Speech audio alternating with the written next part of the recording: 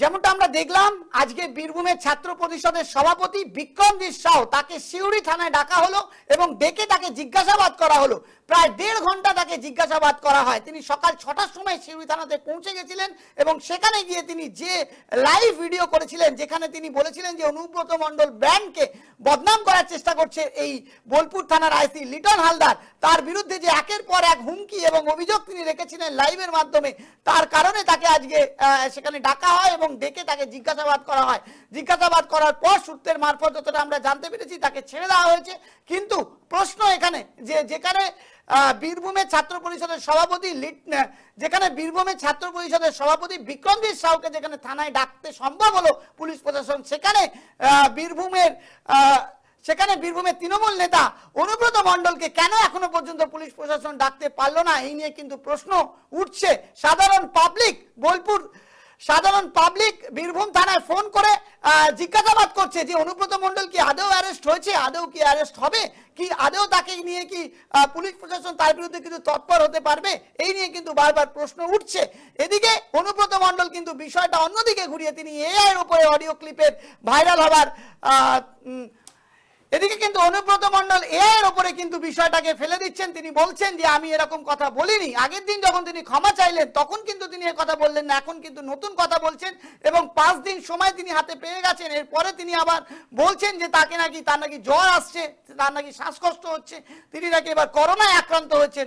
এবার যদি তিনি করোনায় আক্রান্তের একটি সার্টিফিকেট পুলিশকে দিয়ে দেন তাহলে আরো 15 দিন তিনি সময় পেয়ে যাবেন। এই 15 দিনের মধ্যে বিষয়টা ধামাচাপা পড়ে যাবে এবং এই আইসি লিটন হালদার যিনি এই অনুব্রত মণ্ডলের উপরে আঙুল তুলেছেন তার বিরুদ্ধে একের পর এক এবার পদক্ষেপ নেওয়া শুরু হয়ে যাবে। অতএব এই রাজ্যে এমনটাই ঘটে যেখানে যারা অন্যায় করে তার বিরুদ্ধে কিন্তু কোনো রকম অ্যাকশন নেওয়া হয় না, কিন্তু যিনি অন্যায় প্রতিবাদ করেন তার বিরুদ্ধে চাপ সৃষ্টি করা হয়। এখন এই বোলপুর থানার আইসি লিটন হালদার তার বিরুদ্ধে কত চাপ সৃষ্টি হবে সেটা কিন্তু দেখার বিষয়। কিন্তু এখনো পর্যন্ত যেটা খবর, অনুব্রত মণ্ডল কিন্তু গায়ে হাওয়া দিয়ে এখনো কিন্তু তিনি বাইরে রয়েছেন। ওদিকে বোলপুর থানার আইসি লিটন হালদার তার দুটো ফোনকে বাজেয়াপ্ত করা হয়েছে। আজকে যে খবর সূত্র মারফত জানা গেছে যে এসডিপিও তিনি এই আইসির ফোনকে বাজেয়াপ্ত করেছেন। কি করে এই ফোন রেকর্ডিং ভাইরাল হলো, একটি ফোন দিয়ে কথা হচ্ছিল আরেকটি ফোন দিয়ে রেকর্ড করা হচ্ছিল, এমনটাই তদন্তের সূত্রে বেরিয়ে আসছে। কিভাবে এই রেকর্ডিং ভাইরাল হলো সেই নিয়ে আজকে কিন্তু এই লিটন হালদারকে দুটো ফোনকে কিন্তু বাজেয়াপ্ত করা হয়েছে। প্রশ্ন এখানেই, অনুব্রত মণ্ডলকে এখনো পর্যন্ত কিন্তু পুলিশ কাস্টাডিতে আনতে পারলো না পুলিশ প্রশাসন। সেখানে দাঁড়িয়ে আজকে যে পুলিশ অফিসারের বিরুদ্ধে আজকে যে কথাগুলো বলা হয়েছিল, যাকে কটাক্ষ ভাষায় লাগাতার যাকে গালিগালাজ করা হয়েছিল, সেই বোলপুর থানার আইসি লিটন হালদার তার ফোনকে আজকে বাজেয়াপ্ত করলো এই পুলিশ প্রশাসন। রিকি আগরওয়াল যিনি বোলপুরের এসডিপিও তিনি আজকে বাজেয়াপ্ত করলেন। তিনি কেন বাজেয়াপ্ত করলেন, কারণ তিনি কিভাবে এই অডিও রেকর্ডিংটা লিক করেছিলেন সেটি আজকে পরিষ্কার করার জন্য আজকে তিনি তার দুটি ফোনকে বাজেয়াপ্ত করা হলো। প্রশ্ন এখানেই যে যেখানে অনুব্রত মণ্ডল এত কিছু বলার পরও এখনো পর্যন্ত অনুব্রত মণ্ডলের উপরে কোনো চাপ সৃষ্টি করতে পারলো না পুলিশ প্রশাসন, অপরদিকে যার বিরুদ্ধে এত কথা বলা হয়েছিল সেই আইসি বোলপুর থানার লিটন হালদার তার ফোনকে বাজেয়াপ্ত করলো এই পুলিশ প্রশাসন। তাহলে এখানে পরিষ্কার বোঝাই যাচ্ছে যে এখন যেহেতু প্রভাবশালী নেতা তাই তার বিরুদ্ধে এখন পুলিশ প্রশাসন যেতে পারবে না, বরং যে পুলিশ আজকে তার বিরুদ্ধে কথা বলেছিল তার উপরে চাপ সৃষ্টি করা হচ্ছে। এই মুহূর্তে আমাদের সাথে রয়েছেন আমাদের প্রতিনিধি ইকবাল হোসেন, আমাদের সাথে রয়েছে। ইকবালের কাছে জানতে চাইবো বিষয়টা, আমাদের সাথে লাইভে রয়েছে ইকবাল। আমরা যতটা খবর সূত্রে দেখলাম যে রিকি আগরওয়াল বোলপুর থানার এসডিপিও তিনি আজকের এই লিটন হালদারের আইসির ফোনকে বাজেয়াপ্ত করলেন। অনুব্রত মণ্ডলকে এখনো পর্যন্ত চাপ সৃষ্টি করতে পারলো না, সেই জায়গা দাঁড়িয়ে আজকে আইসি লিটন হালদারের উপর চাপ সৃষ্টি হচ্ছে। কিভাবে দেখছো বিষয়টা? দেখো, একদমই তাই। কারণ হচ্ছে আমরা যেটা সূত্র মারফত জানতে পারছি যে অনুব্রত মণ্ডলের যে অডিও ভাইরাল যে কাণ্ড অলরেডি হয়েছিল, অডিও ভাইরাল কাণ্ডে বোলপুর থানার যিনি আইসি কে বিক্ষুব্ধ ভাষায় গালিগালাজ থেকে শুরু করে তাকে নোংরা ভাষায় অনেক কথা বলা হয়েছিল এবং তারপরে সেই কল রেকর্ড ভাইরাল হয়। সেই কল রেকর্ড ভাইরাল হওয়ার পরেই আমরা জানতে পারি যে প্রত্যেকটি তদন্ত ভার নিয়েছিল বোলপুরের এসডিপিও রিকি আগরওয়াল। কিন্তু আমরা পুলিশ সূত্রে মাত্র জানতে পারছি যে বর্তমানে রিকি আগরওয়াল যিনি তদন্তকারী অফিসার রয়েছেন বোলপুরের এসডিপিও, তিনি নাকি বোলপুর থানার যিনি আইসি রয়েছেন সেই আইসি দুটি ফোন বাজেয়াপ্ত করেছেন, কারণ যে ফোনে তিনি কথা বলছিলেন এবং যে ফোনে তিনি রেকর্ড করছিলেন দুটি ফোনই বাজেয়াপ্ত করা হয়েছে বলে সূত্র মারফত জানা যাচ্ছে। যদিও এ বিষয়ে পুলিশ এখনো পর্যন্ত কিছু মুখ খোলেনি, পুলিশ এখনো পর্যন্ত কিছু জানাচ্ছে না। কারণ পুলিশ মারফত আমরা যখন জানতে চাই যে বোলপুর থানার আইসির কি ফোন বাজেয়াপ্ত করা হয়েছে, এখনো পর্যন্ত তারা কিছু বলতে চাইছেন না। হ্যাঁ, কিন্তু আমরা সূত্র মারফত জানতে পারছি যে বোলপুর থানার যিনি আইসি রয়েছেন তার দুটি ফোন বাজেয়াপ্ত করা হয়েছে ইতিমধ্যেই। সব থেকে বড় বিষয় যে এই যে অডিও, সেই অডিও কিভাবে ভাইরাল হলো, হ্যাঁ কিভাবে লিক হলো, সেই জিনিসটাও প্রশ্ন তুলেছিলেন অনুব্রত মণ্ডল। সেই দিকটাকেই দেখতে দেখতে পাচ্ছি যে তার বোলপুর থানার আইসি দুটি ফোন বাজেয়াপ্ত করা হয়েছে বলে সূত্র মারফত জানা যায়। প্রশ্ন এখানেই যে এখানে অনুব্রত মণ্ডল বারবার গড় হাজির হচ্ছেন, বোলপুর এসডিপিওর হাজিরা দিচ্ছে না যে জায়গায়, সেই জায়গায় অনুব্রত মণ্ডলের বিরুদ্ধে যদি কোনো পদক্ষেপ না হয় সেই জায়গায় লিটন হালদারের দুটি ফোন বাজেয়াপ্ত করে কি বার্তা দেওয়া হচ্ছে পুলিশ প্রশাসনের পক্ষ থেকে, সেটা এখন সব থেকে বড় দেখার বিষয়।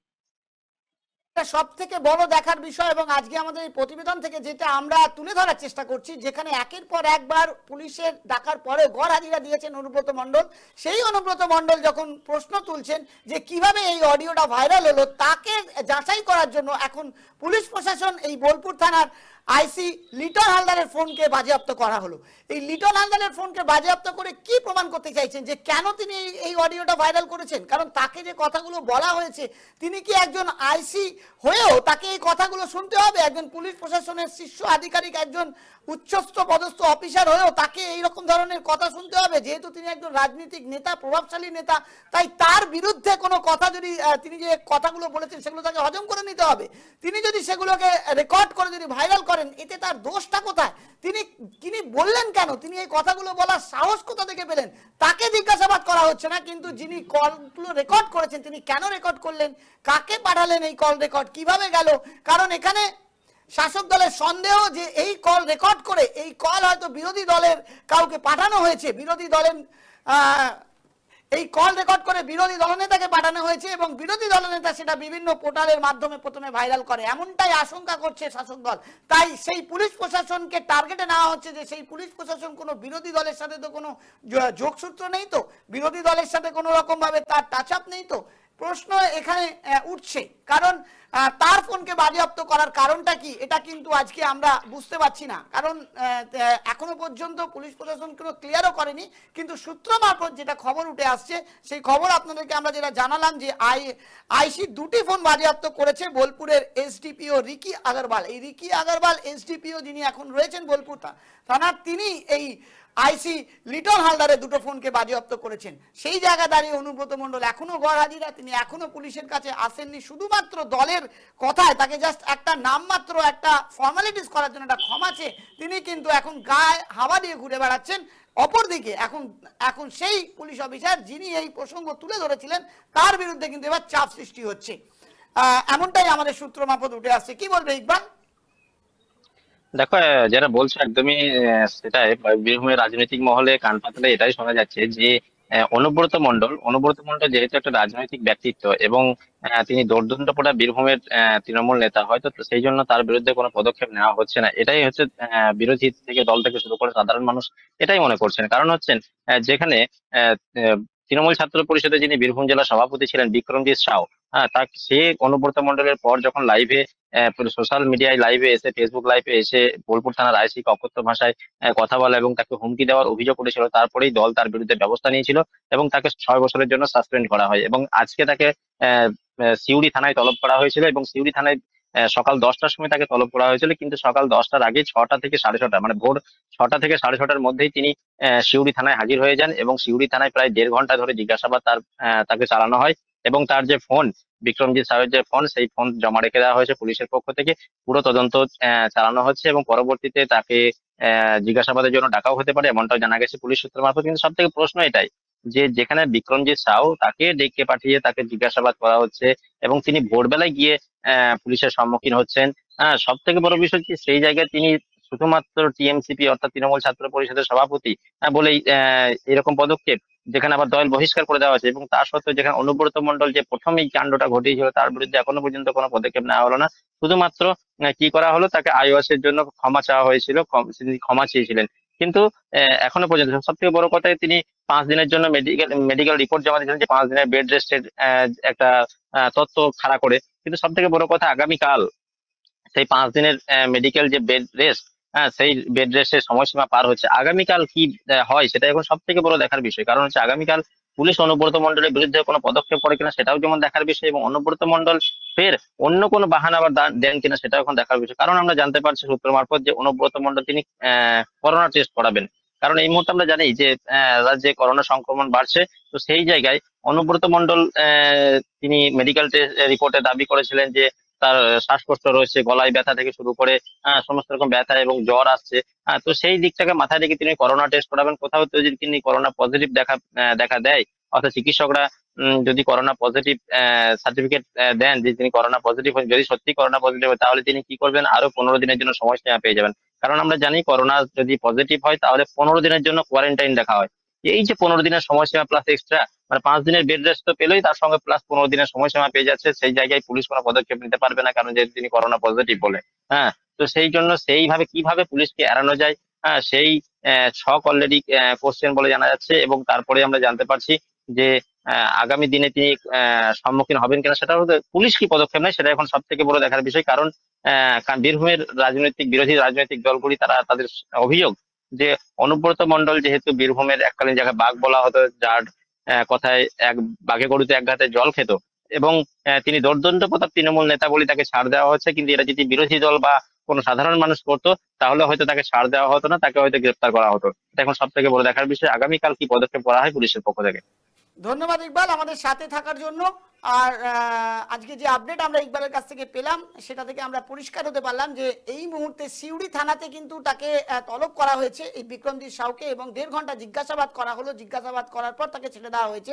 সিউড়ি থানাতে যখন এই বিক্রমজিৎ সাউকে যখন একদিনের মাথায় 2 দিনের মাথায় তাকে যখন তলব করতে পারলো, কিন্তু অনুব্রত মণ্ডলকে করতে পারলো না, কারণ অনুব্রত মণ্ডল একজন প্রভাবশালী নেতা। তাই বলে কি তাকে তলব করা গেল না? বরং যে আইসি তার বিরুদ্ধে অভিযোগ করেছে তার বিরুদ্ধে চাপ সৃষ্টি করার জন্য তার 2টো ফোনকে বাজেয়াপ্ত করে তার বিরুদ্ধে তদন্ত শুরু করা হচ্ছে। তিনি কেন এই অডিও রেকর্ড করেছেন এবং কাকে ভাইরাল করেছেন, কিন্তু তাকে যে কটাক্ষভাবে যে গালিগালাজ করা হলো একজন ভারপ্রাপ্ত পুলিশ অফিসারকে, তার বিরুদ্ধে কিন্তু কোনো অ্যাকশন নিতে পারছে না এখনো পর্যন্ত পুলিশ প্রশাসন। এদিকে একের পর এক মেডিকেল ইস্যু দেখিয়ে অনুব্রত মণ্ডল কিন্তু দিনের পর দিন বিষয়টা এড়িয়ে যাচ্ছেন, এবং অবশেষে এই আইসির ওপর সমস্ত দোষ চাপিয়ে অনুব্রত মণ্ডল কিন্তু মানে গায়ে হাওয়া লাগিয়ে তিনি কিন্তু বেরিয়ে যাবেন, এমনটাই একটা এখানে আমরা দেখতে পাচ্ছি। আমরা সরাসরি কাজল শেখের আপনাদেরকে আমরা বক্তব্য শোনাবো, তিনি কি বলেছেন এই অনুব্রত মণ্ডল প্রসঙ্গে আমাদের 24 আওয়ার্স টিভির মুখোমুখি হয়ে আপনাদের শোনাবো, শুনুন। অনুব্রত মণ্ডল কোর কমিটির একজন সদস্য, সেই জায়গায় একটা বক্তব্য অডিও নিয়ে যে সমালোচনা ঝড় হয়েছে, আপনি আমি কোর কমিটির মেম্বার, এই বিষয় নিয়ে আমাদের রাজ্য নেতৃত্ব এই বিষয় নিয়ে সিদ্ধান্ত নেবেন। আমি একজন মামাটি মানুষের লড়াকু সৈনিক হিসাবে এই বিষয় নিয়ে আমি কোনো মন্তব্য করতে পারি না, যেহেতু এই বিষয়টা আমাদের রাজ্যের মানবিক মুখ্যমন্ত্রী, বাংলার মা, বাংলার বাঘিনী মাননীয় মমতা বন্দ্যোপাধ্যায় এবং আমাদের সর্বভারতীয় তৃণমূল দলের সাধারণ সম্পাদক অভিষেক বন্দ্যোপাধ্যায় এবং আমাদের রাজ্যের রাজ্য সভাপতি সুব্রত বক্সী মহাশয় এবং আমাদের যে একটা শৃঙ্খলা রক্ষা কমিটি আছে, সকলে মিলিতভাবে সংঘবদ্ধভাবে এই বিষয় নিয়ে আলোচনা করছে। পদক্ষেপটা ওখান থেকেই নেওয়া হবে। শৃঙ্খলা রক্ষা কমিটি আলোচনায় বসছে, অবশ্যই ওখান থেকেই সিদ্ধান্ত হবে, এবং সেই সিদ্ধান্তের পরিপ্রেক্ষিতে বীরভূম জেলার পুলিশকে যে মন্তব্য একটা উঠেছে, আপনারা কি মনে করেন বীরভূম জেলার পুলিশ এরকম টাকা তোলে বা এরকম কাজ? দেখুন, এই বিষয়টা নিয়ে একটাই কথা বলবো, এটা তদন্ত চলছে। বীরভূম জেলা পুলিশ প্রশাসন এই বিষয়টা নিয়ে সর্বোচ্চ পর্যায়ে তদন্ত করছে। যেহেতু তদন্ত প্রক্রিয়া চলছে, সেহেতু এই বিষয় নিয়ে কোনো মন্তব্য করা সমীচীন বলে আমি মনে করি না। আপনার কি বার্তা আপনার কোর কমিটির সদস্যকে? আমি আবার বলছি, এই বিষয়টা রাজ্য স্তরে আলোচনা চলছে। আমি একজন তৃণমূল কংগ্রেস দলের সৈনিক হিসাবে এই বিষয় নিয়ে কোনো মন্তব্য করা আমার পক্ষে সমীচীন নয়। যদি সত্যি হয়ে থাকে সমর্থন করেন কখনো? সমর্থন আমি কেন, আমার রাজ্য নেতৃত্ব সমর্থন করেনি, যার জন্য রাজ্য নেতৃত্ব ওখান থেকে নির্দেশ দিয়েছিলেন, আপনারা শুনেছেন, আপনাদের মাধ্যমে আমিও শুনেছি। ভুল স্বীকার করতে বাধ্য হয়েছেন, তিনি ভুল স্বীকার করেছেন। বাকি যে সিদ্ধান্ত নেওয়ার সেটা রাজ্য নেতৃত্ব সিদ্ধান্ত নেবেন, এবং তার পরিপ্রেক্ষিতেই আগামী দিনে এই বিষয়ে জানা যাবে। দাদা দল কি কোনোভাবে আপনাকে সতর্ক করেছে? অনুব্রত ফ্যান ক্লাবে এমন একটা ভিডিও করে বেড়াচ্ছে। দেখুন, এরকম হাজার হাজার ফ্যান ক্লাব আছে, হাজার হাজার মন্তব্য বিভিন্ন ফ্যান ক্লাব বিভিন্ন সোশ্যাল মিডিয়ায় উঠে আসছে, কিন্তু তার পরিপ্রেক্ষিতে প্রত্যেকটি বিষয়ের জবাব দিতে আমি বাধ্য নই। আর দল আমাকে সতর্ক কিসের জন্য করবে, কী জন্য করবে? দল আমাকে দায়িত্ব দিয়েছেন বীরভূম জেলার সভাধিপতি আসনে, বীরভূম জেলা উন্নয়নের স্বার্থে জাতি ধর্ম মতামত নির্বিশেষে হিন্দু মুসলমান শিখ খ্রিস্টান ইসাই সমস্ত সম্পদে মানুষকে সঙ্গে নিয়ে সততা এবং নিষ্ঠার সঙ্গে মমতা বন্দ্যোপাধ্যায় অভিষেক বন্দ্যোপাধ্যায়ের নির্দেশে বীরভূম জেলার যে 19টা পঞ্চায়েত সমিতি আছে, 167টা গ্রাম পঞ্চায়েত আছে, সকলের উন্নয়ন নিরিখে আমি কাজ করে চলেছি। কাজল শেখের শরীরের এক রক্তবিন্দু অবশিষ্ট থাকা পর্যন্ত সততা এবং নিষ্ঠার সঙ্গে আমি আমার দায়িত্ব পালন করে যাব, এটা আপনাদের মাধ্যমে জানিয়ে কিছু কিছু অনুগামীরা তারা বলছেন যে দলের অন্দরেই হয়তো কোনো গন্ডগোল এবং সেইখান থেকে হচ্ছে এই অডিও ভাইরাল করা হয়েছে। আপনি সঠিক কথা বলেছেন, আপনার এই কথাকে আমি সমর্থন করি, কিন্তু দিনের শেষে একটা কথা বলবো, আমি মমতা বন্দ্যোপাধ্যায়ের অনুগামী, আমি অভিষেক বন্দ্যোপাধ্যায়ের অনুগামী, আমার কেউ অনুগামী নেই। যদি কেউ বলে কাজল শেখের অনুগামী, তাহলে বলবো সে তৃণমূল কংগ্রেস দলটা করে না। তাই অনুগামী যে বলছেন, যারা অনুগামী তৈরি করেছেন, যারা নিজস্ব ফ্যান ক্লাব তৈরি করেছেন, যারা নিজের মতো করে সোশ্যাল মিডিয়া চালাচ্ছেন, তাদেরকে বলবো নিজের দল তৈরি করে দেখান। এটা মমতা বন্দ্যোপাধ্যায়ের দল, কাজল শেখ বীরভূম জেলার সভাধিপতি। আপনারা আজকে আমার কাছে বাইক নিচ্ছেন, বক্তব্য নিচ্ছেন, মমতা বন্দ্যোপাধ্যায় বীরভূম জেলার সভাধিপতি আসনে বসিয়েছে, তাই আমরা এসেছেন। যখন ওই চেয়ারটা রাখবে না, তখন কাজল শেখের কোনো অস্তিত্ব থাকবে না। আমার কথাটা বলার বক্তব্য এটাই, মমতা বন্দ্যোপাধ্যায়ের উন্নয়নই একমাত্র হাতিয়ার।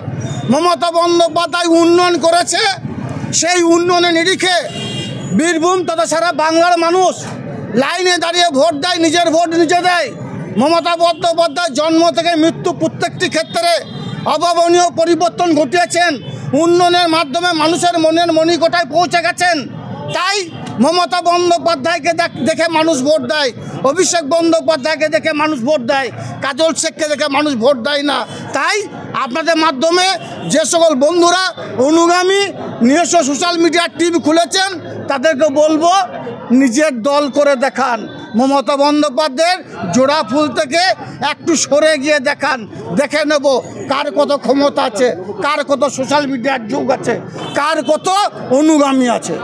বীরভূম জেলার কোর কমিটির মেম্বার কাজল শেখ তিনি কিন্তু পরিষ্কার জানিয়ে দিলেন যে এই মুহূর্তে যখন বিষয়টি রাজ্য নেতৃত্ব দেখছে, তাই রাজ্য নেতৃত্বই তার সঠিক সিদ্ধান্ত নেবেন আগামী দিনে অনুব্রত মণ্ডলের বিরুদ্ধে কি পদক্ষেপ নেওয়া হবে। কিন্তু আমাদের প্রশ্ন আজকে থাকছে যে অনুব্রত মণ্ডলের বিরুদ্ধে আদৌ কি কোনো পদক্ষেপ নেওয়া হবে? যেখানে সাধারণ পাবলিক থানায় ফোন করে এখনো পর্যন্ত অনুব্রত মণ্ডল কেন অ্যারেস্ট হয়নি তার প্রশ্ন করছেন, সেখানে দাঁড়িয়ে পুলিশ প্রশাসন এখনো পর্যন্ত অনুব্রত মণ্ডলের মধ্যে তৎপর হতে পারেনি। এদিকে আমরা দেখতে পাচ্ছি যে বীরভূমের ছাত্র পরিষদের সভাপতি বিক্রমজিৎ সাহ, তাকে আজকে থেকে থানায় জিজ্ঞাসাবাদ করা হলো এবং তাকে আজকে বিভিন্নভাবে যে তিনি কেন পুলিশ প্রশাসনের উপরে এইভাবে তিনি কথা বলেছেন তাই নিয়ে আজকে জিজ্ঞাসাবাদ করা হলো, কিন্তু অনুব্রত মণ্ডলকে এখনো পর্যন্ত জিজ্ঞাসাবাদ করা সম্ভব হলো না। প্রশ্ন থেকে যাচ্ছে আদৌ কি অনুব্রত মণ্ডলকে জিজ্ঞাসাবাদ করা সম্ভব হবে? আমাদের সেদিকে নজর থাকবে এবং আমরা সমস্ত আপডেট আপনাকে জানাবো। ততক্ষণের জন্য দেখতে থাকুন 24 আওয়ার্স টিভি। নমস্কার।